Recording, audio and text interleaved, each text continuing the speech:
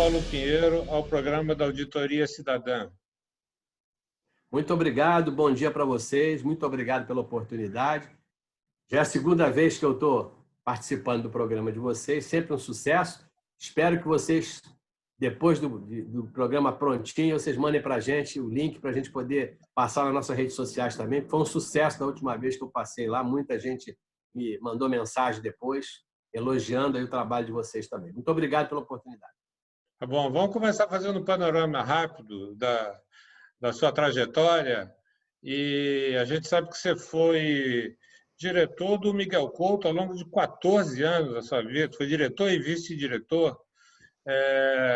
Conta um pouquinho aí essa experiência do ponto de vista dos vínculos que você criou, entendeu? E analisar também o Miguel Couto do ponto de vista dos seus avanços e retrocessos, que essas coisas acontecem ao longo dos governos, entendeu? E aquilo que você acha que seria interessante para o hospital, porque tem muita gente lá do Miguel Couto que vai assistir esse programa. Tá certo. Em primeiro lugar, eu sou médico, me formei na Universidade do Estado da Guanabara, porque foi lá atrás, né? Formei na turma de ciência. Depois fui pediatra, trabalhei muito tempo como pediatra em clínicas pediátricas, fiz residência, consultório, atendi muitas pessoas. A Helena conhece meu atendimento para as crianças. E, posteriormente, fiz curso de gestão e fui a convite do Sérgio Aroca. Depois de passar muito tempo, trabalhei no Salgado Filho por muito tempo, implantei lá o que no passado não podia, que era alojamento conjunto. Um trabalho muito longo. Fui para o Miguel Couto e lá no Miguel Couto passei a participar da direção do hospital, ainda no governo Saturnino Braga, né? Faz tempo disso. Saturnino Braga. Entrei para a direção do hospital e em 1988 eu fui convidado pelo então prefeito Saturnino Braga, pelo secretário de saúde da época, que era o também saudoso colega nosso José Assad, e fui chamado a ser diretor da unidade. Fiquei lá de 88 a 96, num período em que a administração pública, você dirigir um hospital, sucesso da sua administração, depende muito do secretário, do prefeito. Eu, lamentavelmente, entrei em 88, 6 meses depois que eu entrei, a prefeitura faliu. Não foi responsabilidade minha. O prefeito Saturnino Braga teve parceiros seríssimos, a prefeitura faliu e nós tivemos um momento muito ruim no Miguel Couto, que foi o hospital praticamente fechado, sem salário, sem comida, mas venceu, mudou, depois saiu o prefeito Saturnino Braga, entrou Marcelo Alencar, continuamos na direção do hospital, que nossa era uma direção colegiada, e o trabalho foi melhorando, foi crescendo, passamos por alguns secretários, eu consegui passar por 3 prefeitos, 3 secretários, sem que eles quisessem me tirar de lá, né? Porque não era a indicação, não era deles, a indicação era da sociedade, a indicação era das pessoas. Nós trabalhávamos muito com a comunidade, na época foi criado no governo Saturnino Braga o Conselho Governo-Comunidade, que era uma coisa muito interessante, que trazia a comunidade para dentro do hospital para conversar e discutir os problemas, uma relação muito grande com a Rocinha. E foi assim nessa administração, sempre muito aberta. A característica da minha administração era a transparência, né? Quando faltava material, eu era o primeiro a chamar a imprensa e dizer: olha, não dá para atender. Na época, recebíamos muitos pacientes da Baixada Fluminense, não tinha tanto hospital na Baixada como tem hoje. E aí a gente reclamava muito e eu sempre usava a imprensa para mostrar a situação. Não dá para trabalhar nessas condições. E passamos por outras crises. Tivemos, na época, várias crises que foram vencidas. A administração nossa foi boa, reconhecida pela sociedade como uma administração muito boa. E, no meio dessa administração, eu era afiliado politicamente a um partido, era afiliado ao PDT na época.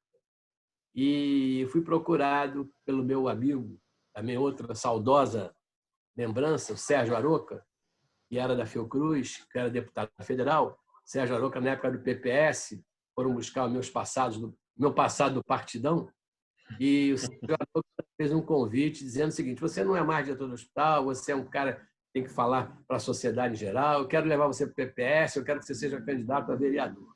Eu tomei um susto na época, cheguei a tomar uma garrafa de vinho com ele. Ele tomava uísque, eu tomei uma garrafa de vinho, quase de uma vez só, para tentar vencer o susto. Foi na minha casa.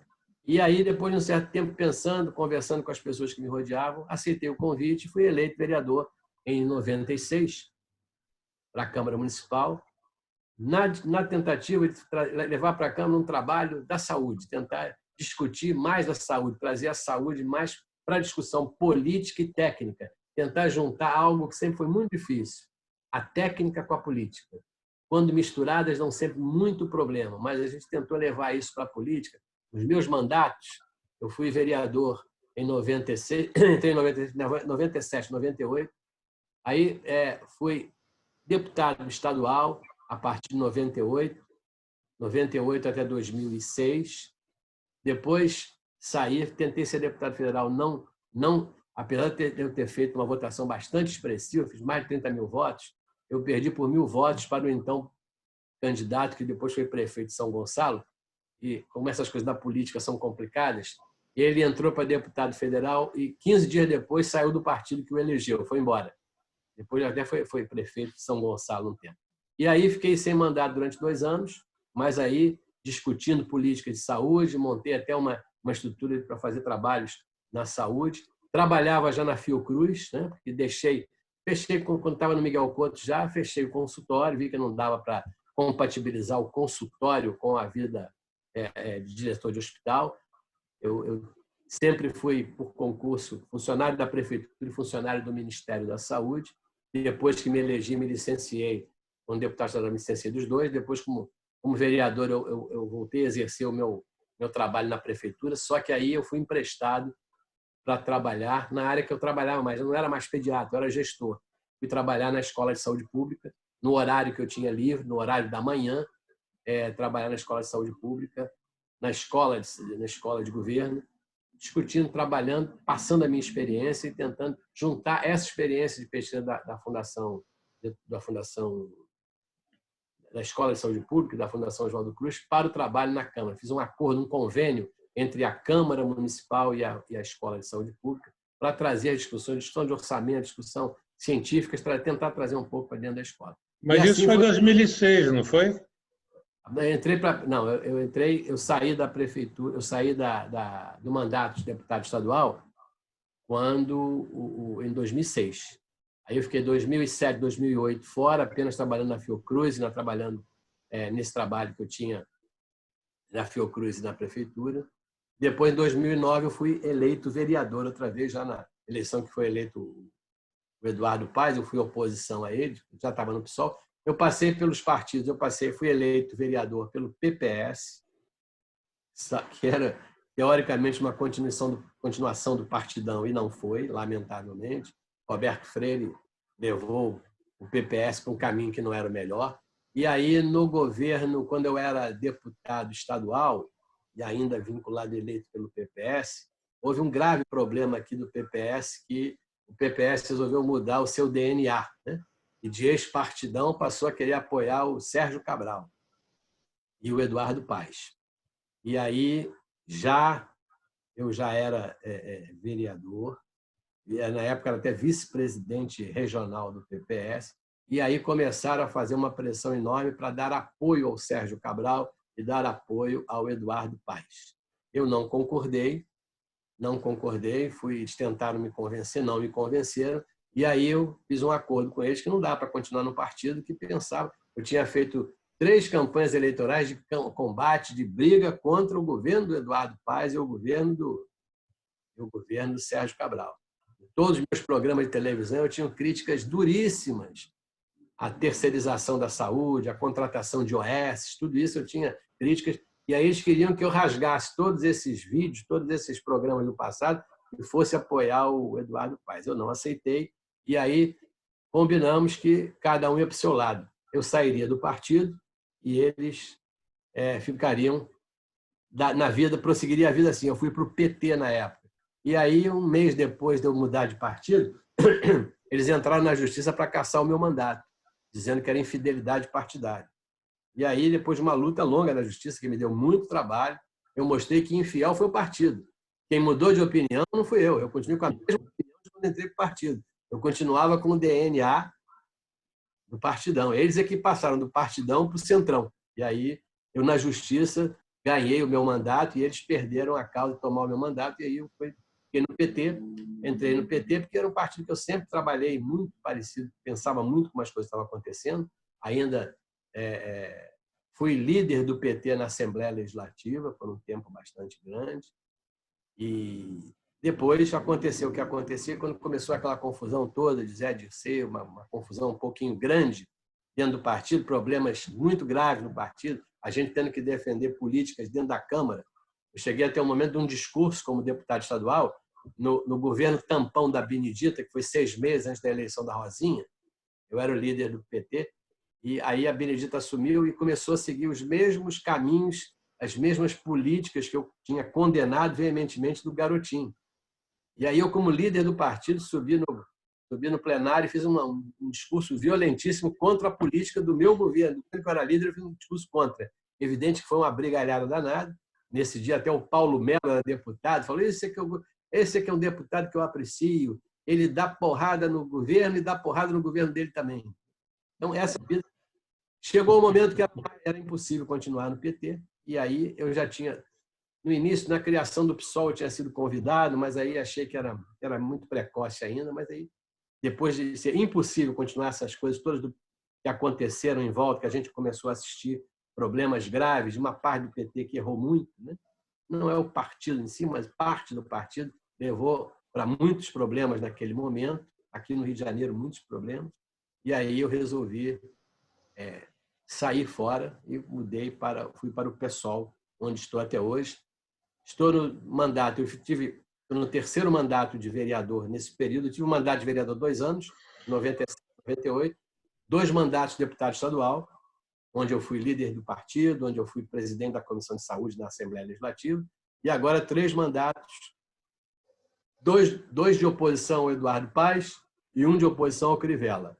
Eu não sei qual foi o pior, mas é uma luta incessante, uma luta difícil, e sempre na saúde, e aí já como oposição, com muitas críticas, muito espaço que a imprensa abriu, principalmente no ano passado, contra as mesmas críticas que eu fazia ao Eduardo Paes, na questão da saúde. Eu fui o maior adversário, contrário à criação das OS, botei contra a lei das OS, consegui fazer denúncias que levaram à prisão de 2 presidentes de OS aqui no Rio de Janeiro, fiz essa crítica constante. Achava em que período? No período já agora do governo Eduardo Paes, nos últimos anos, 2 últimos anos do governo Eduardo Paes. Críticas do a terceirização, a mudança do modelo assistencial na saúde, a terceirização. O Eduardo Paes, em 4 anos de governo, pelo menos nos últimos 2 anos, ele conseguiu entregar metade da Secretaria de Saúde a terceirizações. Hoje, nós temos no Rio de Janeiro em torno de 300 unidades públicas de saúde municipais, das quais 53% são geridas por OS. E o resultado foi fatídico, o resultado foi gravíssimo. Eu fiz 26 auditorias com o Tribunal de Contas, mostrando desvios de conduta, superfaturamento, etc., uma série de coisas que levaram ao corte de pelo menos 3 contratos que nós conseguimos inviabilizar com as denúncias através do Ministério Público, e também a prisão.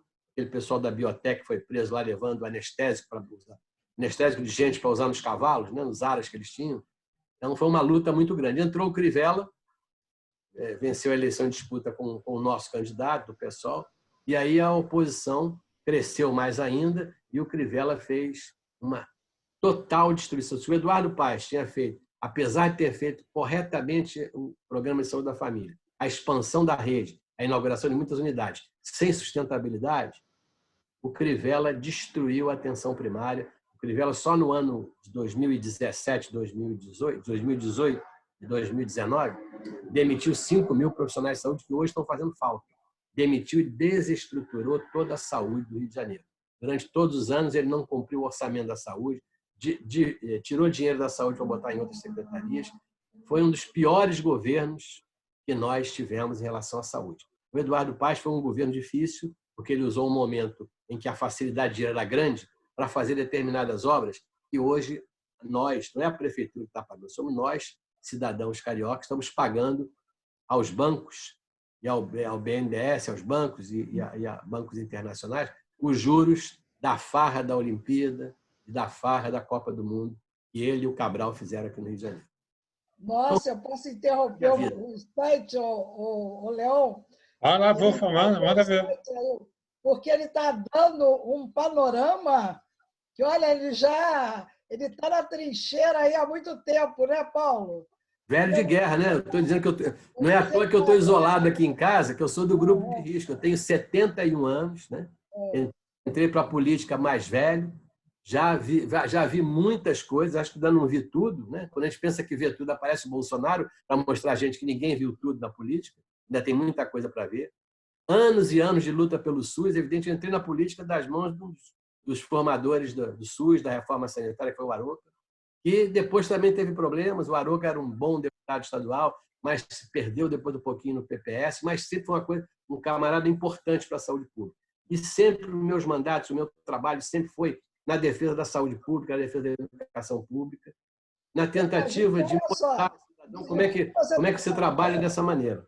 Ei, Paulo, de tudo que você está falando, quer dizer, me vem à cabeça que você o tempo inteiro está tentando ser coerente, uma pessoa coerente na política. Porque você entra na política com propósito, você entra no partido com propósito, e daqui a pouco aquilo já mudou. Então, e as pessoas, uma vez com o poder na mão, elas começam a adotar aquele esquema do toma lá da cá. E isso é verdade, é verdade. Hoje, aqui e agora, né? Eu estou, imediatamente, eu estou fazendo esse link do que você está fazendo e com essa tendência que a gente assiste cotidianamente na política brasileira, não é verdade? É verdade. Agora, a coerência é muito difícil, né, Helena? A questão das OAS e da terceirização.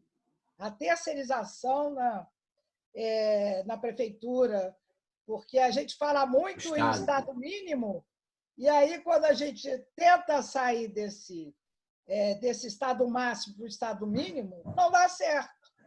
É verdade. O que nós estamos vendo aqui hoje, sem ainda pular para o assunto da atualidade, o que nós estamos vendo aqui hoje no Rio de Janeiro, em São Paulo, é o resultado de anos e anos de Estado mínimo na saúde. A destruição, o subfinanciamento da saúde, né? Subfinanciamento, você tem um sistema único de saúde. Você vê agora, nessa situação que nós estamos falando aqui, da crise mundial e nacional da saúde. Se nós tivéssemos um serviço de saúde que funcionasse, nós tivéssemos um serviço de saúde, por exemplo, o Aroca, o Sérgio Temporão, ministro da Saúde, tentou e não conseguiu, mesmo no governo Lula, não conseguiu dar um passo à frente na criação do Complexo Industrial da Saúde, em que a Fiocruz tem um papel primordial na produção de medicamentos, na produção de vacinas. Nós não poderíamos, se tivéssemos um complexo de saúde importante, nós temos um consumo muito grande, nós temos 210 milhões de habitantes. Não estaríamos, se tivéssemos feito esse serviço de dever de casa, hoje não estaríamos tendo que comprar da China, tendo que aguentar a China mandar respiradores errados. Ou seja, nós deixamos de fabricar algo que poderia ser fabricado e até vendido na rua da alfândega, na Saara, que é a máscara. Hoje as pessoas usam máscara em casa. Nós perdemos tudo isso, perdemos a confecção do que é necessário, os produtos necessários, aventais, máscaras, propés, luvas, até os equipamentos. Nós deixamos de produzir isso, hoje somos dependentes da China, porque temos tudo para fazer, como temos no medicamento, e os governos, todos eles, mesmo o governo Lula, teve muita dificuldade, você como ministro temporal, teve muita dificuldade em compreender isso, né? Em compreender mesmo sendo do governo, tem que fazer críticas àqueles que a gente concorda. Fui eleitor do Lula, mas, por exemplo, foi nesse governo, o governo da Dilma, que deixaram o capital estrangeiro entrar na saúde do Rio de Janeiro, do Brasil. Né? Então, a saúde, mesmo quando a gente tem um governo bem próximo, a gente até hoje não entendeu a importância do SUS, que é o maior problema, que é o maior programa social do mundo. E se nós tivéssemos aplicado recursos nele, nós não tivéssemos a dependência, você veja só o quadro da dependência, tem um pequeno painel disso aqui. Nós estamos falando hoje do Rio de Janeiro, que não há mais leitos para o coronavírus, etc, etc. Qual é a estrutura da saúde? Aqui no Rio de Janeiro nós temos 6,5 milhões de habitantes, né? No município do Rio de Janeiro. Os leitos de CTI da cidade, 30% dos leitos de CTI são públicos. 70% são privados. Ou seja, não é possível que, com o SUS do tamanho que tem, com a quantidade de unidades públicas que o Rio de Janeiro tem, Rio de Janeiro tem hospitais públicos municipais, hospitais públicos estaduais, hospitais públicos federais. Nós temos mais hospitais federais do que qualquer unidade da federação. Não é possível que, depois de anos, nós tenhamos 30% de leitos de CTI públicos. E aí, num momento como esse, nós dependemos dos leitos da iniciativa privada. Está aí que é claro que vai acontecer isso. E a gente vai discutir até depois. Então, que SUS é esse que faz programas maravilhosos, como fez para o mundo inteiro o exemplo do tratamento da AIDS, como tem um programa de transplante vitorioso, ou seja, tudo aquilo que é muito caro, a iniciativa privada joga nas costas do poder público. O cara tem o SUS. O SUS é para quem? No Rio de Janeiro, 67%, 33% da população carioca tem plano de saúde e 67% não tem plano de saúde. Mas não dá para calcular isso. Quer dizer que, então, esses 33% não usam o SUS. Não usam. Quando a coisa é cara, quando a doença é grave, quando é transplante, quando é AIDS, quando é cirurgia de alta tecnologia, esse cidadão que tem plano de saúde vai ao SUS. Porque o plano de saúde é uma fantasia. Desses 33%, aqui no Rio de Janeiro, tem 33%, 30% com plano de saúde. São quase 1.800.000, vamos dizer. 1.800.000, 2 milhões de cariocas com plano de saúde. Só que 70% dos planos de saúde são planos de saúde que não valem nada. Plano de saúde barato, o patrão paga para o empregado, é um plano de saúde, esse menor padrão, o camarada só descobre que não tem direito a nada quando vai usar. Eu tenho plano de saúde. Eu quero fazer uma parte aí. Ô, Paulo, porque aí eu aproveito para denunciar. Porque eu sou aposentado da Prefeitura do Rio de Janeiro. Então, está assim. É assim. Olha, aí eu digo assim, que tal o teu plano assim? É assim, porque, olha, eu vou te contar, cada vez que eu tenho que ir em qualquer médico dar assim, eu acho um absurdo. Por exemplo, ortopedista, eu fico calculando assim, o tempo que um doente entra no consultório do médico dar assim, um ortopedista, ele leva, eu fico cronometrando, 3 minutos, 5 no máximo, tá? Eu aí entrei um dia e falei com o médico, pô, o senhor é eficiente, hein? Em 1 hora o senhor atendeu, aí fiz a conta lá, né? Aí ele disse assim, você é boa em matemática, né? Eu falei, não, sou péssima, detesto o número, mas eu sei ver as coisas. E aí o Paulo sumiu aí da... Não, eu dei uma desligada só aqui, eu vou mudar de lugar. Eu estou te ouvindo, só dei uma desligada na câmera só para mudar aqui de lugar um instantinho. Pode falar no que eu estou te ouvindo. Então tá. Então aí, quer dizer, o cara não se... ele entendeu muito bem o que eu queria dizer, mas fingiu de inocente, né? Então, aqui que a gente denuncia esse aspecto. Porque eu estou pagando meu plano junto com a prefeitura, mas eu estou pagando ainda muito dinheiro. E não tenho serviço correspondente. E a gente não sabe... Vamos aproveitar aqui e retomar uma coisa que o vereador falou, que nós entrevistamos o ex-ministro Temporão recentemente, e ele falou exatamente sobre isso.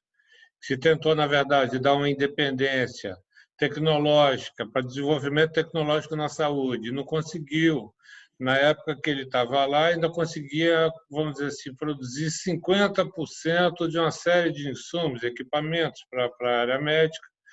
E hoje em dia, menos de 20% está subfinanciado, foi sucateado e estamos com o pires na mão diante da China, da Índia, que fizeram o dever de casa correto, fizeram o processo de modernização e industrialização corretos, e hoje em dia a gente está sofrendo por causa disso. Mas a maioria das perguntas que eu tinha imaginado aqui, você já respondeu na sua fala. Eu adivinhei quem vai me entrevistar, você me falou. Então, eu tentei fazer esse histórico e essas coisas importantes. Só pegar um detalhe só que a Helena falou para a gente seguir, para não dispersar muito. A questão da coerência e a questão da assim. Não tem muito a ver uma coisa, coerência com assim, não tem muito a ver, mas vamos tentar falar assim. Na minha vida pública, uma das grandes dificuldades que a gente tem é ser coerente, né? E às vezes você muda de opinião, as pessoas não entendem, né? Você tem que entender o que você vai fazer, o que você vai entender da vida. Uma tentativa de ser coerente é essa. Sempre meus mandatos, defender as minhas votações, as minhas participações, sempre defenderam o serviço público. Mas nem sempre os partidos ou os políticos que a gente fica ao lado, eles continuam aquilo que prometeram. Quando eu estava no PPS, nós tivemos uma grande frente no Rio de Janeiro e todos elegeram o Garotinho. Né? PDT, PT, PPS, era uma grande frente. Entrou o Garotinho, deu no que deu. Né? Lamentavelmente, deu no que deu. No outro momento em que você está tentando apoiar o governo, por exemplo, eu fui... E a gente, na política, a gente tem pena de algumas coisas que tenha perdido. Né? Eu fiz campanhas para prefeito para vários candidatos, participei de campanhas de vários candidatos. Mas tem um que eu lamento profundamente não ter sido eleito, que era um político de primeira categoria que foi massacrado, lamentavelmente, foi massacrado e perdeu o caminho. Sempre um cara coerente, nunca houve nenhuma irregularidade na vida dele, mas que não conseguiu ganhar a eleição. Era um que eu fiz campanha, coordenei a campanha de saúde, teria muita vontade até de ser secretário de saúde se ele fosse prefeito do Rio de Janeiro, que era o Jorge Bittar. Jorge Bittar foi um cara que eu sempre admirei muito na política, um cara correto.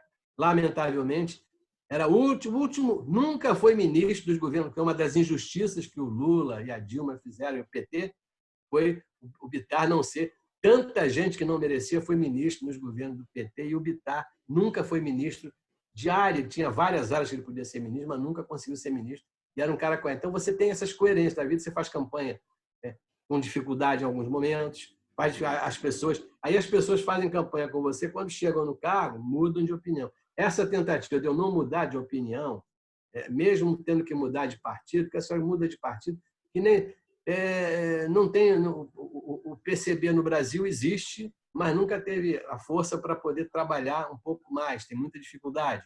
O PPS se travestiu de continuador do PCB e não foi verdade, não aconteceu isso. O PT entrou no governo com um discurso importante, lamentavelmente esse discurso teve coisas importantes, tirou muita gente da pobreza, não há dúvida nenhuma de que houve, deram um golpe na Dilma e tal, mas teve muitos erros cometidos, erros que a gente via no dia a dia que acabavam acontecendo. Então, a coerência é uma coisa difícil. Eu ainda não acabei a minha carreira política, ainda estou nela, espero não fugir da coerência até o final. E a minha vida tem dessa maneira. Eu moro na mesma casa, no mesmo apartamento que eu morava sempre, eu fui diretor de hospital, nunca tive nada contra mim, nunca enriqueci, meu patrimônio, sempre coloco meu patrimônio à demonstração de todo mundo. O que eu tenho na minha vida, eu herdei do meu pai, com o meu trabalho, eu nunca consegui comprar nada, apenas o que eu tenho herdado do meu pai. Eu não consegui fazer patrimônio para... Você então, é esse é um quadro muito... política, né? Pode saber. É verdade. Então, esse é importante. Esse é o patrimônio principal, a coerência principal é isso. Né? Eu tenho no meu gabinete uma placa, um cartaz, que foi numa avaliação feita há uns 10 anos atrás pelo Ministério Público, mostrando a evolução patrimonial dos políticos. Eu estou lá muito bem colocado, uma evolução absolutamente justificada. Né? É uma coisa que me honra muito esse tipo de trabalho. E a outra coisa assim, lamentavelmente, você deu o exemplo. Os planos de saúde mais baratos, qual é o melhor plano de saúde? O melhor plano de saúde é aquele que você pode pagar. E aí, dependendo de quanto você paga, eu, quando era pediatra, quando trabalhava na pediatria, fazia muita sala de parto, eu avisava sempre para as pessoas, qual é o seu plano? É Banco do Brasil, é Caixa, mas qual é o seu plano? Vá ver, está grávida, você vai ter o filho em que hospital? Vá visitar o hospital. Muita gente achava, não, que meu plano dá direito ao hospital tal. Ela ia chegar no hospital para fazer a visita, ela tinha direito, não era quarto, então uma enfermaria sem banheiro. E ela só descobria depois que estava grávida, depois que já estava fazendo pré-natal. Então, o cara tem um plano de saúde. E aí a tentativa de plano de saúde que barato. O que é plano de saúde barato? 200, 300, 500, 600, é plano barato. Não dá direito a nada, a não ser a saliva do médico, que é a consulta. Você vai no médico, tem o plano dá, se o cara chega e diz, você está com problema, acho que você tem um problema cardíaco, eu preciso fazer alguns exames em você. Começou o problema, porque o plano só dá direito à consulta, não dá direito ao exame. Muitos hospitais, tem hoje, principalmente no subúrbio, quando o paciente precisa para o CTI, eles começam a pedir vaga no hospital público, fica do outro lado da rua. No MER tem muito disso. Muitas vagas do CTI de Salgado são preenchidas nos hospitais privados da área, e o sujeito, quando precisa do CTI, o plano dele não dá direito, o cara tem que empurrar o paciente para fora. Então, essa é a saúde que nós temos hoje. Um SUS que é destruído, e hoje o resultado está aí. tudo. A pandemia pegou a saúde pública brasileira nos seus piores momentos. No momento em que você teve um Estado mínimo, em que você tem o custo reduzido, o orçamento da saúde cada vez mais achatado, sem a necessidade de renovação. Então, esse é o SUS que esses governos deram para a gente, que a gente ainda tem esperança, como disse o Temporão, como diziam outras pessoas, de ter melhor qualidade. Que essa crise agora demonstre que nós precisamos investir mais no serviço público de saúde. Então, vamos falar um pouquinho sobre a questão do subfinanciamento, porque o subfinanciamento do SUS ele é detectável onde é que ele está acontecendo, perfeito? A Constituição de 1988, no artigo 94 e 95, define claramente o que é o SUS e as fontes de financiamento. O que aconteceu é que, ao longo do tempo, surgiu a DRU, que desvincula esse dinheiro que deveria ir para a Seguridade Social, que daria para poder, na verdade, a gente ser superavitário, só que essa DRU desviava, começou no governo Fernando Henrique Cardoso, 20%. E agora, no governo Temer, passou para 30%. Mas passou, ao longo do governo Lula, com os 20%. Por que não se discute a DRU? Exatamente. Porque Você não se discute a DRU. Você não Agora, tem... Paulo, Pode falar, desculpa. Paulo, outra coisa, depois que você responder essa pergunta do Leon, porque uma pergunta que eu estou nervosa para fazer é o seguinte, é a questão da subnotificação da pandemia. Que essa subnotificação ela seria uma omissão, uma mentira ou uma fraude? É isso que eu quero que você deixe claro. Vou tentar ser coerente. Internautas, tá? Responda o Leon primeiro. A história do Leon, é preciso entender, vocês então que trabalham nessa auditoria o tempo inteiro falando sobre isso, é preciso entender que no Brasil, nunca, governo nenhum, nem o governo do PT, entenderam, aceitaram o termo Seguridade Social. Porque se você utilizasse o dinheiro da Seguridade Social para aquilo que ele é determinado, nós não teríamos esses problemas nem na assistência social, nem na saúde. O que acontece é que ninguém, ministro nenhum da Fazenda, aceita esse termo Seguridade Social. Por isso é que eles mexem, porque eles botam de lá, porque eles acham que não existe isso. É evidente que nós não teríamos problemas se os recursos carimbados fossem utilizados em tal carimbo.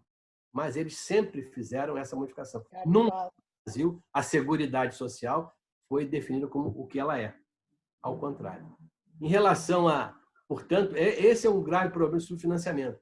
Não há possibilidade de você, de um ano para outro, como aconteceu com a PEC aí do controle de gastos, você, de um ano para outro, não ter aumento dos custos da saúde. Os custos, o investimento da saúde. Saúde não é custo, é investimento. Você imagina que, de um ano para o outro, os remédios não vão aumentar, os salários não vão aumentar. Como é que você vai fazer isso? A quantidade de medicamentos que o SUS compra, a inflação brutal que o pessoal da saúde fala que a inflação da saúde é maior que as outras inflações. Isso, então, não entra na conta? Você vai ter que trabalhar com o mesmo orçamento? Não vai ter... Esse aumento de orçamento não vai existir? Ele já era curto e não vai existir? Então, isso é uma farsa. Essa é a maneira que você tem, só no Brasil existe isso, que é outro erro que, lamentavelmente, tivemos que cometer lá na Constituição, quando aceitamos a saúde suplementar, eles dizem que estão aqui para ajudar o poder público. O que acontece? O cidadão comum não entende uma coisa que é muito clara. Quem é que paga o plano de saúde do cidadão comum? Não o que o patrão paga. Os planos individuais praticamente acabaram. Mas quem é que sustenta a saúde suplementar, os planos de saúde? É a possibilidade que o cidadão tem de descontar no imposto de renda o que ele gasta. Não é verdade? Então, nós estamos subsidiando os serviços privados de saúde. É claro que teria que ser complementar, é claro que há uma necessidade de ajuda, é claro que esses 33%, 30% do Rio de Janeiro hoje que tem plano de saúde, se não tivessem plano de saúde, estavam em cima do SUS, é claro. Mas nós queríamos que estivesse todos no SUS, mas com os recursos que fossem para o SUS. Como é que você pode imaginar, num quadro geral do Brasil, em matemática, vocês são bons nisso, vão entender isso. Você tem hoje, no Brasil inteiro, não é só Rio de Janeiro, é o Brasil inteiro, 51% dos leitos de CTI do Brasil são privados. 49% são públicos. É assim, bom, então quase a metade, né? Só que é verdade, quase a metade. Só que 51% é para tratar de 25% da população. E 49% é para tratar de 65% da população. Ou seja, há uma completa inviabilidade econômica de você achar que resolve dessa maneira. Não resolve, porque a divisão não é... E tem um entendimento político disso, que também é complicado. Por exemplo, nessa pandemia, na Austrália, o sistema de saúde, vamos assim, juntou o que era público e privado, e é ele quem determina, na verdade, a utilização dos recursos da saúde, inclusive do privado. Se você colocasse o privado como complementar, o SUS, com o Estado tendo obrigação, na verdade, de responsabilidade com a saúde, ele deveria intervir, inclusive no privado, para poder você distribuir os problemas que você tem de saúde para esses hospitais também. Na Austrália está acontecendo isso. Perfeito? Seria Essa é uma proposta que nós estamos tentando apresentar na Câmara e não estamos conseguindo nem o parecer favorável das comissões, que é a criação da lista única do Covid, né? Ou fila única do Covid. Ou seja, todos os hospitais públicos e privados deveriam, por essa lei, se a gente conseguir aprovar, vamos ver se conseguimos ainda, todos os hospitais públicos e privados teriam que diariamente informar quantos leitos tem de CTI, quantos estão vazios, quantos estão cheios, qual é o número de pessoas que estão entrando naquele hospital, para que a fila corresse para buscar essas vagas privadas. Você não vai tomar nem roubar, você vai pagar. O poder público vai pagar o preço que o SUS manda. O São Paulo está tentando comprar leitos lá a 2.600 a diária do leito privado de saúde, que é um preço razoável, que o leito privado custa 8, 9 mil. Esse preço é o preço que o SUS manda. Então, a gente queria aqui hoje uma lista única, uma fila única para esses pacientes. Sobre a subnotificação, que a Helena está perguntando, veja só, a subnotificação, primeiro, sem teste, você não tem como fazer a notificação. E todas as listas que aparecem, hoje aparece, por exemplo, a lista que apareceu ontem, aqui no Rio de Janeiro, deixa eu dar uma lida aqui, só são quantas mortes apareceram ontem. Apareceu a televisão dizendo, ontem morreram, deu um número aqui, meu Deus, 1.714 pessoas, mas só ontem 100 pessoas morreram no Rio. Não é verdade. O que aparece ontem, 100 mortes, são os exames que estavam na fila e ficaram prontos no dia de ontem. Então, essas 100 pessoas que apareceram ontem morreram uma semana atrás, há 10 dias atrás. A lista de óbitos que aparece hoje, como a lista de casos, não são de hoje, não são de ontem. São aquilo que está guardado. Por quê? Porque é uma fila enorme. Há mais de 500 exames na fila de pessoas que já morreram para saber se elas morreram com o coronavírus. Isso não anda. A subnotificação é porque você não tem condição de notificar. Dezenas e dezenas de pessoas têm coronavírus, não têm sintomatologia, estão andando pela rua transmitindo. Hoje o índice de transmissão no Rio é de 1 para 4,8. Cada pessoa está infectando 4,8, quase 5 pessoas. Isso é um índice altíssimo. Teríamos que ter no máximo isso aqui de 1 para 1. Por que acontece isso? Porque as pessoas não sabem. Você está vendo quanta gente está andando na rua com máscara, sem máscara. O cara não sabe que tem a doença. Só aparece que tem a doença. O que é notificado? São os pacientes internados. São os pacientes que têm o diagnóstico feito. São internados, às vezes, sem precisar de CTI, porque cada vez mais a doença está mostrando que ela é grave, tem que internar muita gente, precisa de leitos. Nós não temos leitos suficientes hoje na cidade. Temos boa parte dos leitos da cidade, uma grande parte fechados, principalmente os leitos federais. O Ministério da Saúde é uma vergonha. A rede pública federal de saúde aqui no Rio de Janeiro está ociosa em relação ao coronavírus. Tem 800 leitos que não estão sendo utilizados. Por quê? Pelo que fizeram com o SUS. Não tem pessoal. Os últimos contratos, os últimos 5 anos, as pessoas contratadas aqui para o governo federal são contratos temporários, que agora 3 mil profissionais vão terminar o contrato agora em junho. São os últimos do governo. O Rio não faz concurso público para a área da saúde no governo federal há mais de 6 anos. Então, o que você tem? Hospitais como Bom Sucesso, Hospital dos Servidores, Lagoa, Ipanema, Andaraí, Jacarepaguá, são 6 hospitais federais. Os institutos de traumatortopedia, cardiologia e o Instituto do Câncer. Os hospitais universitários, Gafre Guimbe e Clementino Fraga do Fundão, todos eles com uma enorme quantidade de leitos fechados. Por quê? Porque não tem pessoal. Não contratam pessoal. Não tem possibilidade de botar gente para trabalhar. E o resultado é isso agora. Agora querem os leitos de uma hora para outra. Não tem jeito. A subnotificação é clara, pode contar exatamente o que está dito aí pelos pesquisadores. Se hoje você tem aqui no Rio de Janeiro 17 mil casos comprovados, pode multiplicar isso por 10 ou 15, que a realidade é essa. Nós temos mais de 170, 200, muito mais do que isso, hoje aqui no Rio de Janeiro. No Brasil, então, é a mesma coisa. Como as mortes, você pode ter certeza, por exemplo, você tem hoje 890 casos de morte em avaliação aqui no Rio, no LACEN, no Laboratório Central. Desses 800 e tantos, 80% darão positivo. Morreram disso, mas esse resultado só vai sair daqui a uma semana, daqui a 10 dias. E cada vez que a gente vê a imagem que vimos ontem, final de semana, das pessoas indo para a rua, das pessoas indo para os bares, das pessoas não andando, não ficando em casa, esse é um primeiro problema, essas pessoas vão infectar outras, que vão se infectar, esse resultado vai aparecer daqui a 7, 10 dias. E tem um outro problema, que é a história do lockdown, que entra na área econômica. Não há briga economia e saúde. Não há. Eu me lembro de um tempo que o Gazola era secretário, ele brigava com a secretária de Fazenda, que ele dizia: economista não tem coração, não vai ao cardiologista porque economista não tem coração. É o que ele dizia com a briga dos recursos que não eram dados necessários para a saúde. O que nós temos hoje, é claro que o país está parado, é claro que vamos ter muitas demissões, é claro que vai aumentar o desemprego. Estados Unidos, que é o exemplo disso, tinha emprego pleno há 2 meses atrás, está com mais de 20 milhões de pessoas desempregadas. E lá o Trump botou 3 bilhões de dólares para tentar fazer um colchão de proteção. Aqui, tenta-se um colchão de proteção que é necessário. Não dá para fazer lockdown, o que a gente quiser, não dá para cobrar das pessoas. Quem está andando na praia, não. Quem vai para a academia, quem não é esse tem que fazer. Mas as pessoas de comunidade, não dá para cobrar dessas pessoas que fiquem em casa. Se o cara não tem o que comer, ele vai ficar em casa para ver o filho morrer de fome. Ele não vai ficar em casa. A necessidade, para e passo a você fazer o isolamento social, tem que ter um colchão de proteção do governo federal, estadual e municipal. Nós aprovamos um projeto, a bancada do pessoal aprovou um projeto na Câmara, que é a extensão do programa Bolsa Carioca, Rede Carioca, o nome que tem aqui é o Bolsa Família do Crivella, a extensão, botando mais dinheiro para isso, para pegar principalmente os ambulantes, as pessoas e profissionais de saúde que deixam de trabalhar, é o garçom do restaurante, a manicure, essas pessoas estão não tirar dinheiro. É o cara que mora na comunidade, que o restaurante que era garçom, que era cozinheiro no restaurante, que o restaurante fechou, não está funcionando, nem para entrega em casa.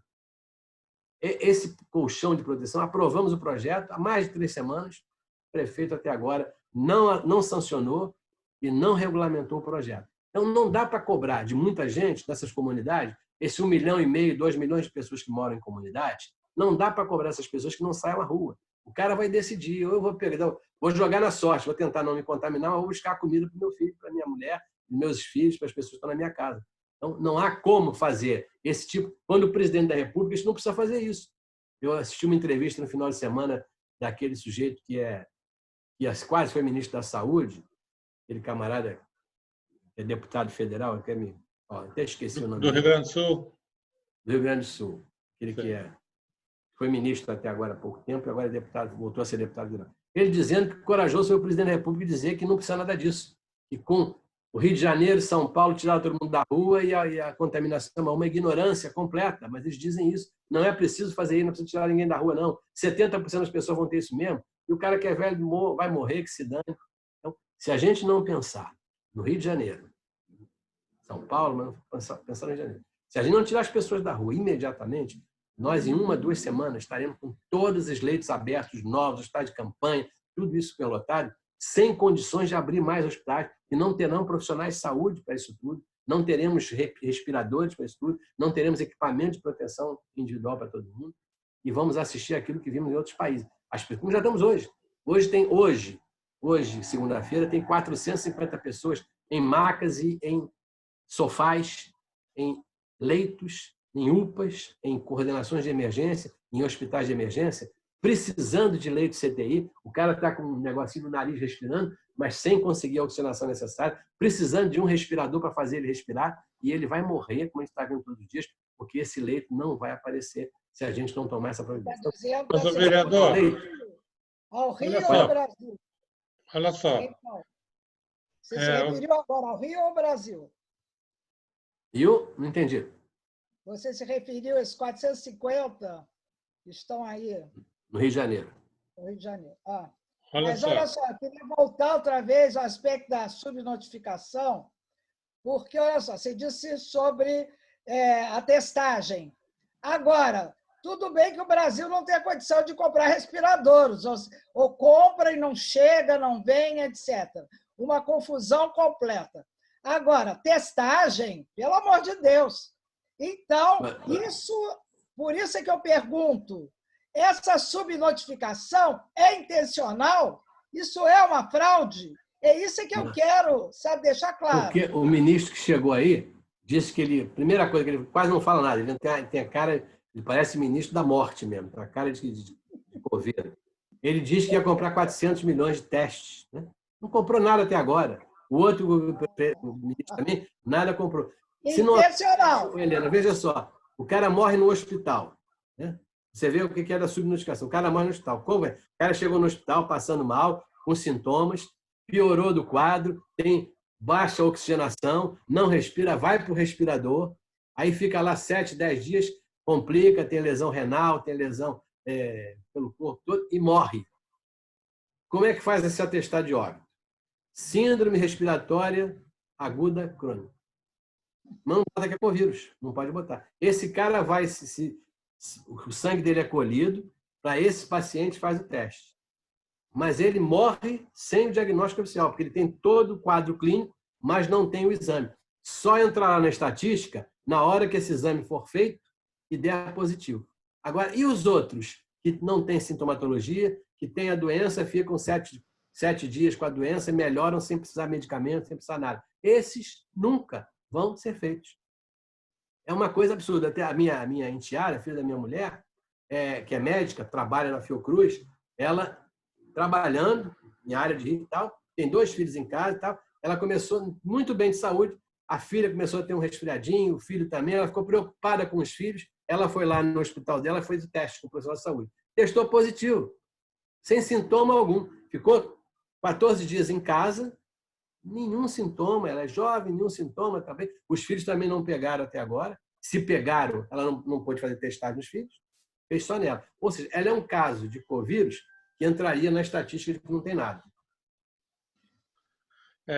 Segundo você falou, e é algo que é preocupante, e queria entender isso melhor, e os nossos espectadores também, porque as pessoas vivem criando leitos de hospitais em tudo quanto é canto.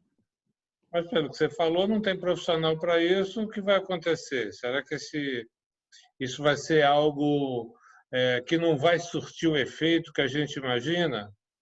E outro também é o seguinte, que era uma pergunta que a Helena estava fazendo, ela pode colocar também, que é essa questão seguinte, em vários hospitais as pessoas estão se aposentando também, ou as pessoas são grupo de risco e vão ter que sair desses hospitais para poder, na verdade, então, aumentar essa quantidade de leitos todos sem profissionais e com essas baixas que a gente está tendo nos hospitais federais, por exemplo, qual é a solução para isso? Entendeu? Se há solução para isso?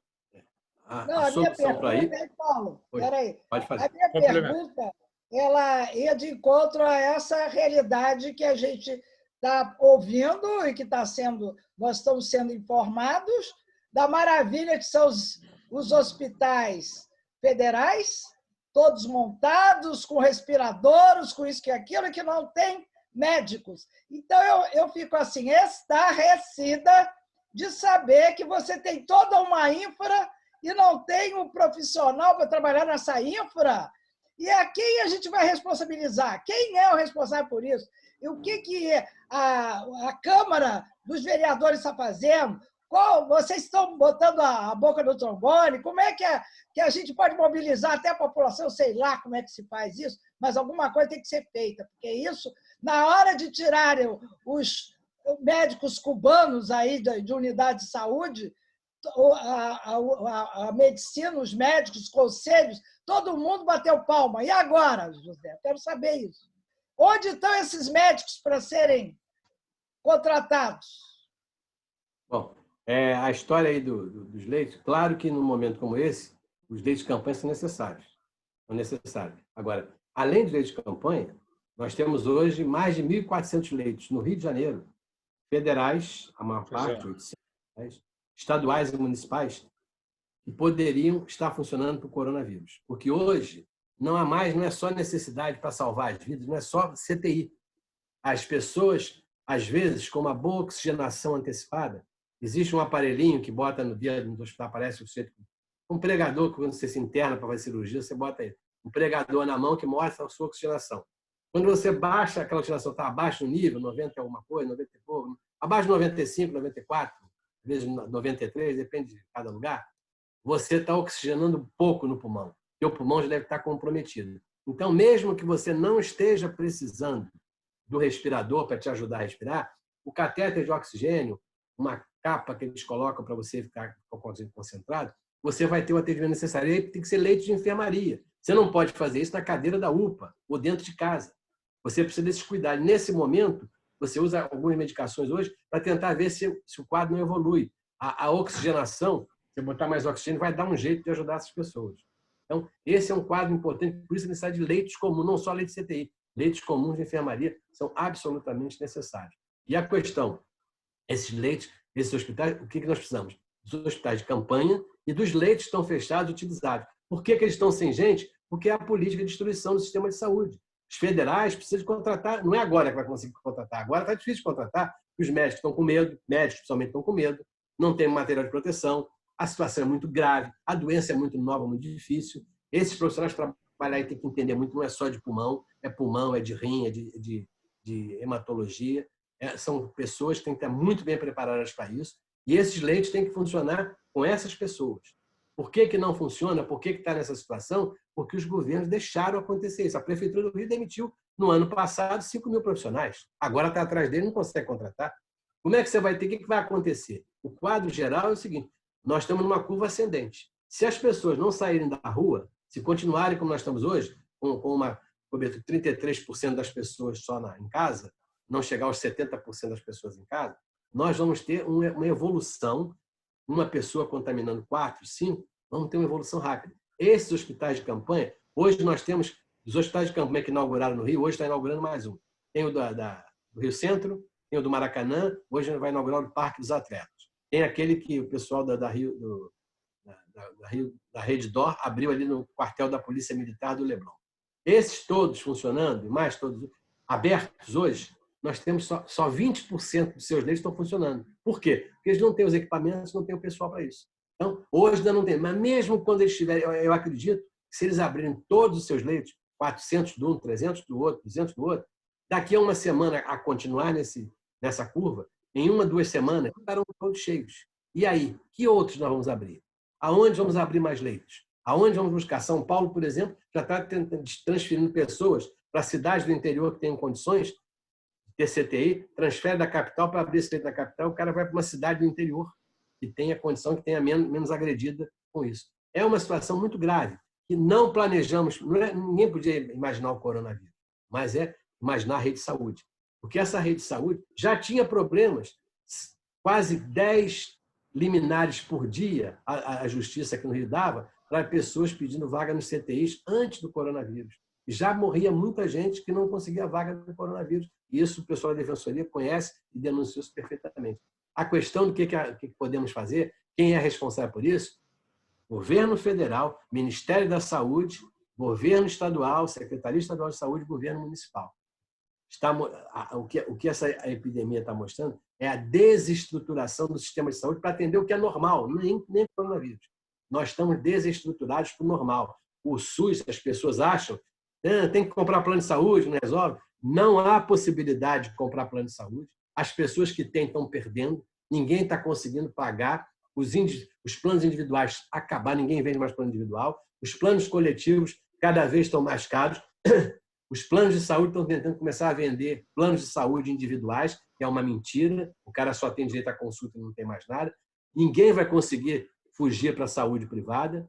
O que nós temos que fazer é recuperar aquilo que não se fez pelo SUS. É dinheiro. Aqui no Rio de Janeiro, o governo federal deveria contratar imediatamente, em urgência, esses profissionais. Não fez. Sabe o que ele fez? O governo federal deu dinheiro, pediu para a Rio Saúde contratar os profissionais para o Fundão e para Bom Sucesso. Para outras unidades, não. Então, Qual é a solução para isso? É botar dinheiro, é contratar imediatamente, buscar de alguma maneira, pagar melhor, dar as condições de trabalho, mostrar que você está dando, que está aqui todo o material para você trabalhar, todos os equipamentos aqui, temos os respiradores, vamos fazer com que a indústria nacional faça os respiradores, não faça isso que aconteceu. A indústria nacional teve uma roubalheira danada e os respiradores pagaram, uma série de pessoas pagaram os respiradores e não receberam secretarias. O governo federal, os aparelhos chegam da China, deve ter mutreta, porque lá no Pará os aparelhos não funcionavam. Ou seja, é preciso que a gente encare isso com seriedade. É preciso saber que saúde não é gasto, é investimento. E que você tem que gastar o ano inteiro. E o SUS precisa de melhorar muito a sua gestão, mas melhorar também muito, acabar com o subfinanciamento de anos. Resultado disso tudo é o Estado mínimo, é o corte de recursos, o resultado deu isso que nós estamos vendo aí hoje. Acho que... Paulo. E só tirando de casa, só botando todo mundo em casa. Não tem outra saída. Tem que ficar em casa momentaneamente até que a gente possa sair dessa situação. Mas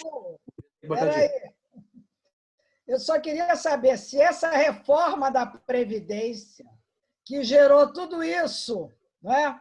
Há como reverter depois do coronavírus? Há como reverter essa situação dessa reforma esdrúxula? Não sei.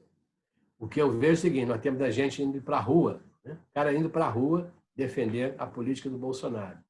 Paulo Guedes falou tanto que as empregadas iam para Miami, ele pode ficar tranquilo que agora nem o Trump vai deixar ninguém mais trabalhar, nem as empregadas, nem as patroas, né?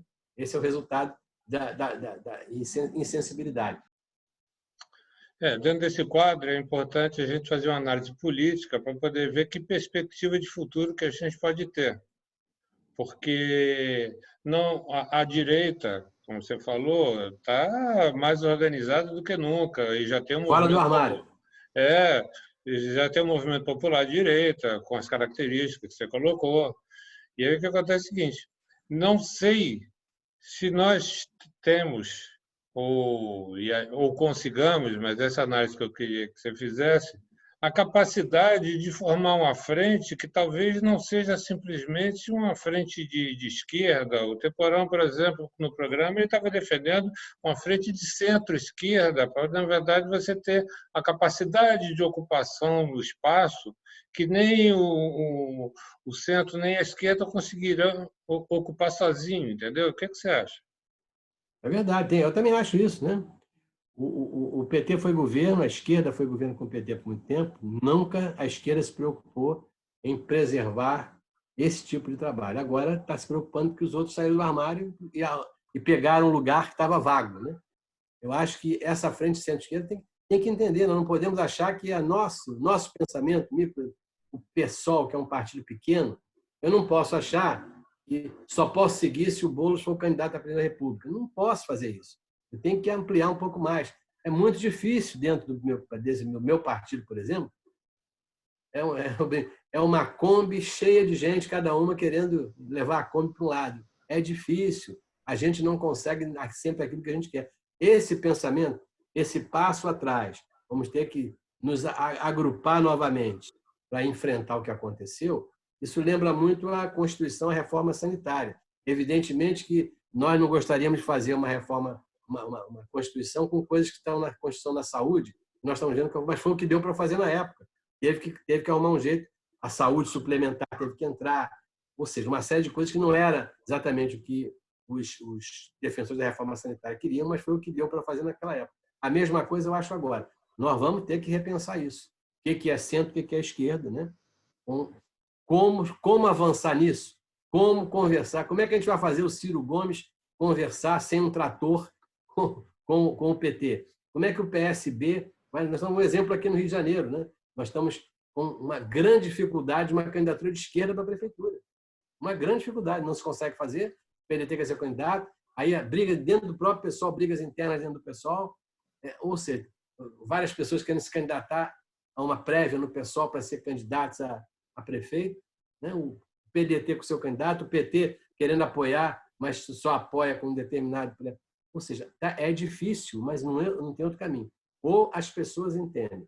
E os caras estão lá no poder, os caras têm gente, têm militância aguerrida na rua, militância paga, não importa, mas tem, fazem barulho, fazem tudo aquilo que a esquerda fazia antes, com muito mais violência do que fazia antes, e esses caras estão ali, o Bolsonaro está cada vez esticando mais a corda. cada vez esticando mais a corda.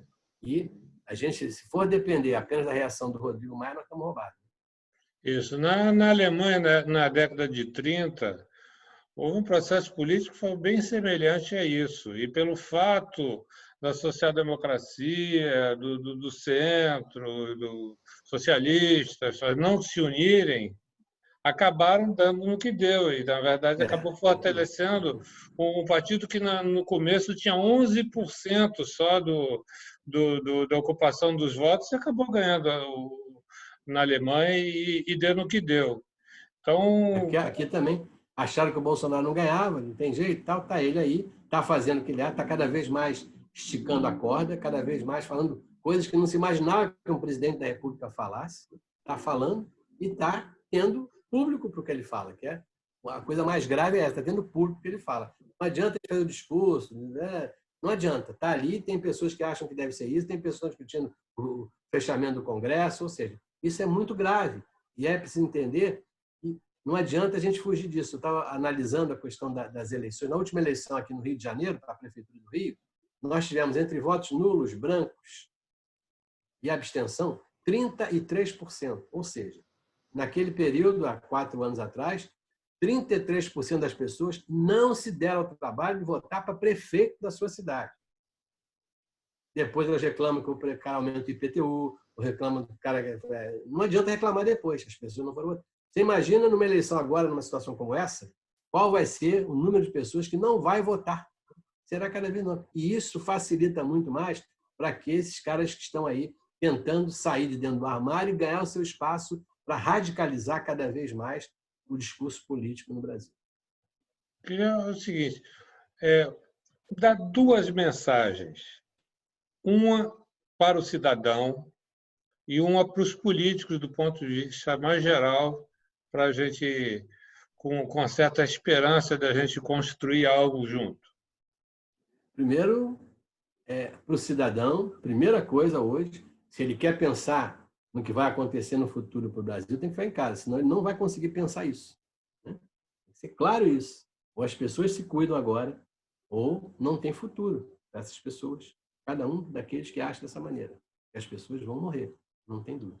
Qual é o caminho? Hoje, o caminho é em casa. Hoje, o caminho é que as autoridades abram os hospitais que precisam, os leitos que precisam. Hoje, nós precisamos que as pessoas entendam e esperamos que a ciência produza uma vacina, produza algum medicamento que melhore para quem já tem a doença, e não apareceu isso.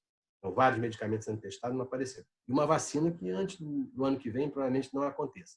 Esse é o primeiro ponto. E que o cidadão entenda que isto significa, quando você se omite da sua posição, quando você acha que tudo é a mesma coisa, que o negócio com a política não vai nada, tem que fechar o Congresso, o resultado é isso. Quando você reclama que está cara a comida lá fora, quando você reclama que o IPTU está muito caro, quando você reclama que não tem dinheiro no final do mês, que não tem aumento, teve reforma da Previdência, tudo isso foi feito pelas pessoas que votaram para que os caras fossem lá votar dessa maneira. As pessoas até mudam de opinião, mas esses caras ganharam a eleição. É preciso que a gente entenda que todos nós somos responsáveis por isso, principalmente nós que elegemos as pessoas. Tem que ter o cuidado de saber como é que você vota, se é isso que você quer, se é isso que está acontecendo. O mais jovem, que é um exemplo disso aqui agora, tem que pensar muito bem no que está acontecendo. Não adianta ele pensar como muitos jovens estão pensando, essa doença não mata, mata só velho e tal. Não é assim. Não depende da política, eu já tenho meu corpo, eu faço o que eu quiser com o meu corpo, eu vou ganhar a vida com o meu corpo. Não é bem assim. Não é bem assim. Vejam hoje, jovens profissionais que eu conheço, trabalham, por exemplo, que nunca quiseram trabalhar no serviço público. Eu não trabalho no serviço público, eu sou da iniciativa privada, eu faço meu serviço, eu trabalho sozinho. Estão todos sem saber como é que vão comprar a comida do mês. Porque aquele cara que é profissional liberal, que trabalhava no seu consultório, não tem quem atender. Não é assim. O individual não pode preponderar sobre o coletivo. Esse é um pensamento que tem que ser muito importante. Você tem que pensar no coletivo. Tem que pensar que você tem uma responsabilidade com os mais velhos de ajudá-los na aposentadoria. É você que tem esses mais velhos já fizeram isso quando eram mais novos. Você tem que entender que a vida é coletiva. Que você sozinho, você pode ser um cara fortíssimo, como diz o presidente, tem que tratar o vírus como homem, tem que ser uma gripezinha. Isso é mentira. Você tem que entender. Você hoje pode ser até jovem, pode ter até a doença sem sintomas, mas você pode contaminar o seu pai, a sua mãe, pode contaminar o cara do seu lado. Esse é um lado. Em relação aos políticos, eu acho que nós estamos tendo que rever a nossa situação política. nós temos que rever o que nós queremos em termos do caminho de oposição ao que está aí. Essa oposição, nós temos que dar um passo atrás para rever isso, sem dúvida. Acho que o recado para todos os políticos: vamos rever o que fizemos até aqui e vamos rever uma posição. Nós temos que nos agrupar com aqueles que pensam que o que está aí está muito ruim. Esse é o primeiro pensamento. Não podemos deixar o que está aí ficar pior. E muito obrigado pelo espaço que vocês abriram aí. É sempre muito bom conversar com vocês. Programa interessante, importante, que a gente pode apresentar as nossas opiniões, as questões técnicas, as questões políticas se juntam bem no seu programa. Obrigado a vocês dois pela oportunidade. Quer falar, Helena? Falou. Eu quero agradecer a tua presença, hein, Paulo?